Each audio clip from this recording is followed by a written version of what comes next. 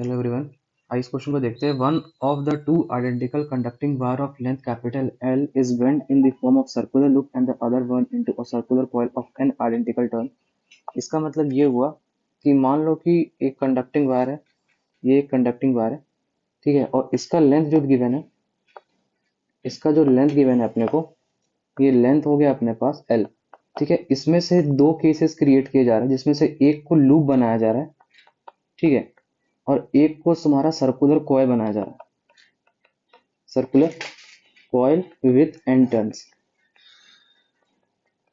ठीक है। अब ध्यान से देखना, अगर हम बात करते, अच्छा एक और चीज देख लो कि सेम करंट फ्लो कर रहा है इस पास में both the ratio of the magnetic field at the centre of the loop, मतलब कि magnetic field centre of the loop पे क्या होगा, to that of the centre of the coil BC is, तो BL अपॉन BC का value पूछा जा रहा है।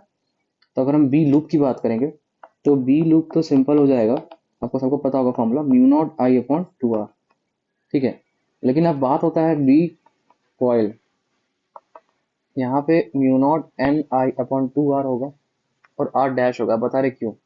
क्योंकि इसी वायर को, ये जो वायर है ना, जिसका लेंथ L है, इसको कॉइलिंग किया गया। जैसे मान लो कि पहला सिर्फ एक टर्न था तो रेडियस R था, लेकिन हम इसी को जब कॉइल करेंगे, एक के ऊपर एक चढ़ाएंगे ऐसे करके, तो रेडियस क्या होता जाएगा, कम होते जाएगा।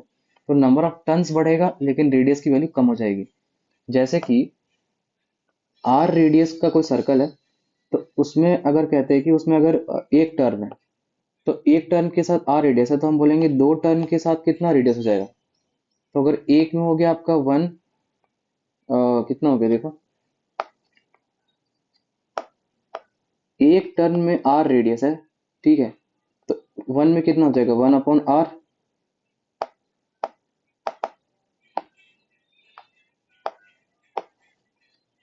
एक टर्न में R रेडियस है, तो इसी टर्न को अगर हम उसको हमको दो हाफ में करना होगा तो ये हो जाएगा R/2। तो अगर हम n टर्न्स में करेंगे तो क्या हो जाएगा, R/n।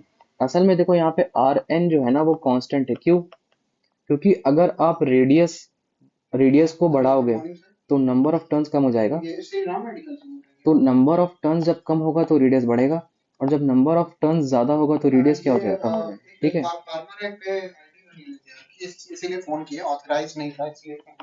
अब देखो बी क्वाइल की बात करेंगे तो mu naught N I upon two R dash, तो यहाँ पे आर डैश का जो वैल्यू हो जाएगा वो हो जाएगा आर अपन एन, ठीक है। तो आर का वैल्यू तो आर अपन एन हो गया, तो ये हो गया म्यू नॉट एन स्क्वायर आई अपॉन 2R। तो ये हो गया सेकंड इक्वेशन, और ये कहाँ पे है, सेंटर पे, मैग्नेटिक फील्ड एट सेंटर, ठीक है। और बी लूप भी, ये भी जो है ये भी कहाँ पे है, सेंटर पे ही मैग्नेटिक फील्ड की वैल्यू। हम जब डिवाइड करेंगे बी लूप को बी कॉइल के साथ तो हो जाएगा mu naught I upon 2R into 2R upon mu naught I N square. तो 2R कट गया, म्यू नॉट एन कट गया, तो वो होगा 1/n स्क्वायर। मतलब कि B loop upon B coil का जो वैल्यू आ गया वो हो गया 1/n स्क्वायर। तो ये वो अपना आंसर, देख लो कौन सा ऑप्शन सही है। तो 1/n स्क्वायर डी सही हो जाएगा।